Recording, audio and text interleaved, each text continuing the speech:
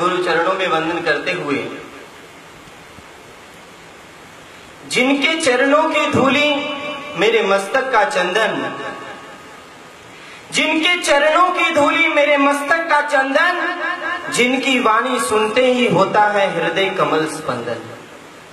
जिनके चरणों की धूली मेरे मस्तक का चंदन, जिनकी वाणी सुनते ही होता है हृदय कमल स्पंदन। उत्कृष्ट रसायन आ जाए मिट जाए भव खंदन, उत्कृष्ट रसायन आ जाए मिट जाए भव खंदन। ऐसे जयानंद सूरी के चरणों में मेरा कोटि कोटि वंदन, मेरा कोटि कोटि, मेरा कोटि कोटि। आज बड़ा ही पवन पावन दिवस है, गुरु पूर्णिमा का दिन। यानी कि अपने जीवन की शुरुआत तब होती है कमलेश भैया जब हमें गुरु मिलते हैं। एक कवि ने बहुत ही सुंदर बात कही है कि कोई काम दुनिया में शुरू ही ना होता अगर इस जहां में गुरु ही ना होता। कोई काम दुनिया में शुरू ही ना होता अगर इस जहां में गुरु नहीं होता।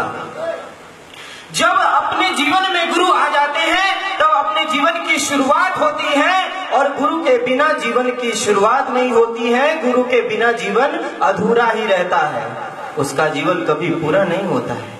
गुरु का जीवन तभी पूरा होता है जब हमारे जीवन में गुरु का आगमन होता है।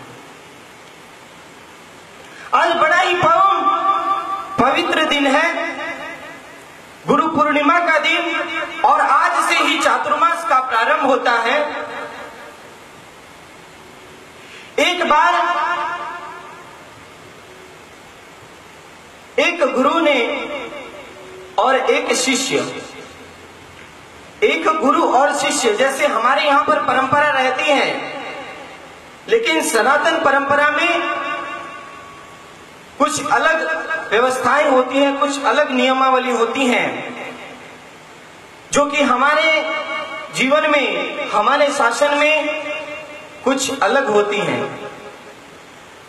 नियम एक अलग अलग होते हैं। गुरु भक्ति करने का अलग अलग, एक परमात्मा भक्ति करने का एक अलग अलग तरीका होता है। लेकिन परमात्मा भक्ति तो परमात्मा भक्ति है, चाहे हम कैसे भी करें, चाहे हम उसे स्नान करके करें, चाहे हम बिना स्नान किए करें, लेकिन हमारा मन धुलना चाहिए। तन तो हम धोते हैं लेकिन हमारा मन नहीं धुलता, और जब हमारा मन धुल जाता है तभी परमात्मा की भक्ति सही रूप से होती है, तभी परमात्मा की भक्ति सही रूप से होती है, और तभी गुरु की भक्ति सही रूप से होती है।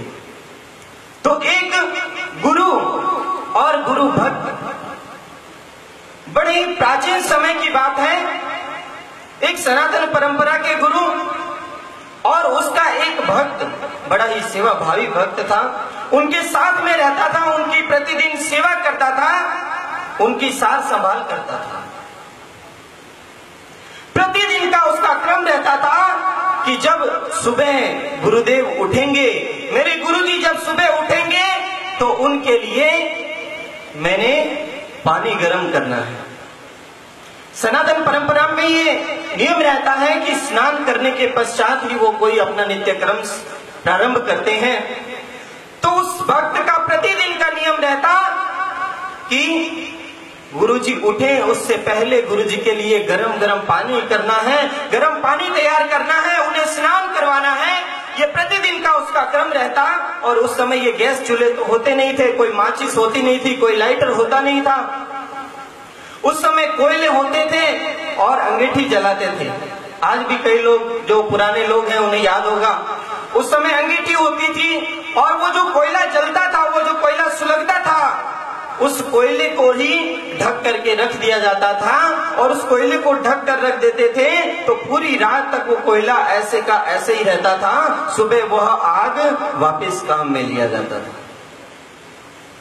एक दिन क्या हुआ, संयोगवश रात को बारिश आ गई, और बारिश आने से जो कोयला उस भक्त ने ढक करके रखा हुआ था वो कोयला भीग गया, ठंडा पड़ गया, अग्नि उसमें से शांत हो गई। अब उस भक्त को पूरी रात नींद नहीं आई कि सुबह होगी, गुरु जी के लिए स्नान के लिए पानी गर्म करना है, मैं पानी कहां से गर्म करूंगा, आग में कहां से लेकर के आऊंगा। वह भक्त सोचता है, ऐसे सोचते सोचते पूरी रात गुजर जाती है। जब सुबह के 4-5 बजते हैं, ब्रह्म मुहूर्त का समय होता है और गुरुदेव के उठने का भी समय हो जाता है, वह भक्त कुछ नहीं देखता है, बस एक दिशा में चल पड़ता है, एक दिशा में चल पड़ता है और चलते चलते चलते चलते उसे एक जगह पर एक आग की लपटें एक घर में नजर आता है, उसमें एक आग की लपटें नजर आती है। वह भक्त के मन में कुछ आस जग आती है और वह जल्दी जल्दी से अपने कदम को बढ़ाते हुए उस मकान की ओर, उस घर की ओर चलता है। और जैसे ही उस घर के पास पहुंचता है, उस घर के पास पहुंचने के बाद देखता है कि ये तो मैं गलत जगह आ गया। उगम राज साहब, वो देखता है ये तो मैं गलत जगह के आ गया हूं, लेकिन मुझे तो आग चाहिए। वो गलत जगह क्यों आया था? क्योंकि जिस घर में वो पहुंचा था वो एक वेश्या का कोठा था। वो एक वेश्या का कोठा था, लेकिन उसके मन में तो गुरु भक्ति थी, गुरुदेव के लिए पानी गर्म करना था और उसे अग्नि चाहिए थी। उस भक्त ने दरवाजा खटखटाया और दरवाजा खटखटाते एक व्यक्ति बाहर अंदर से लड़खड़ाते हुए आया और बाहर की ओर चला गया। उसने फिर दरवाजा खटखटाया और दरवाजा खटखटाते ही एक औरत, एक महिला अंदर से आई। उसने पूछा, बोलो क्या चाहिए? उस महिला ने कहा, बोलो क्या चाहिए? उसने कहा कि मुझे अग्नि चाहिए, मैंने गुरुदेव के लिए पानी गर्म करना है और उसके लिए मुझे अग्नि चाहिए। तो उस महिला ने कहा कि उसके बदले में तू मुझे क्या देगा? उस महिला ने कहा कि इसके बदले तू मुझे क्या देगा? तो उस भक्त ने कहा कि मेरे पास तो देने के लिए कुछ भी नहीं है, मेरे पास देने के लिए तो कुछ नहीं है, लेकिन मुझे अग्नि चाहिए। तो उस महिला ने कहा, तेरे पास ये 2 आंखें तो है ना? उस महिला ने कहा कि तेरे पास और कुछ नहीं, तेरे पास ये 2 आंखें तो है ना? एक आंख निकाल के दे दे और अग्नि ले जा। एक आंख निकाल के दे दे और अग्नि ले जा। अब उस भक्त की परीक्षा का समय आ गया, उसकी परीक्षा की घड़ी आ गई। लेकिन उस भक्त के जीवन में गुरु के प्रति इतना समर्पण का भाव था, इतना समर्पण का भाव था कि उसने आंव देखा ना ताव और चाकू लिया और अपने आंखों में मारा और आंखें निकाल करके उस वेश्या को दिया और अग्नि लेकर के वहां से निकल पड़ा। आंखों पर पट्टी बांध ली, दर्द से कर्रा रहा है, दर्द हो रहा है, लेकिन चेहरे पर शिकन तक नहीं कि इतना दर्द हो रहा है। किसी की आंखें निकाल ली जाए तो, अगर यहां बैठे बैठे अगर आप में से किसी की आंखें निकाल ली जाए तो आप लोगों का क्या हाल होगा? उस भक्त ने अपने हाथों से चाकू से आंख निकाल करके उसे दिया और उसके बदले में अग्नि लेकर के वहां पहुंचता है। आंखों पर पट्टी बांध लेता है, एक आंख पर पट्टी बंधी हुई है और गुरुदेव के लिए पानी गर्म करता है, गुरुदेव को स्नान कराता है, गुरुदेव की भक्ति करता है।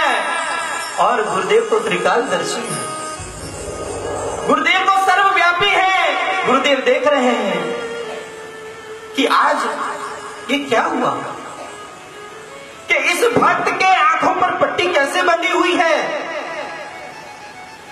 गुरुदेव जब स्नान कर लेते हैं, स्नान करने के बाद में अपनी नित्य क्रिया से निपटकर उस भक्त से पूछते हैं कि भक्त, आज ये तेरी आंखों पर पट्टी क्यों बंधी हुई है? गुरु ने कहा कि आज तेरी आंखों पर ये पट्टी क्यों बंधी हुई है? अब वो गुरु भक्त के जीवन में इतना समर्पण का भाव था, ऐसी गुरु भक्ति थी, वह अपने मुख से कह नहीं पा रहा था और अपने गुरुदेव को कहना नहीं चाहता था कि गुरुदेव क्या हुई, क्या घटना बनी, कहना नहीं चाहता था। गुरुदेव ने बार बार पूछा। फिर वो भक्त कहता है कि गुरुदेव कुछ नहीं, कोई बात नहीं। जैसे हमारे महावीर भैया आकर के कह देते हैं, गुरुदेव कोई दिक्कत नहीं, गुरुदेव कोई बात ही नहीं है, गुरुदेव कोई परेशानी नहीं है, गुरुदेव आप आ गए बस सब कुछ हो जाएगा, सब अच्छा हो जाएगा। हमारे गुरुदेव कहते हैं, हमारे उगम राजी रोज सुबह आ जाते हैं, हमारे सारे जितने भी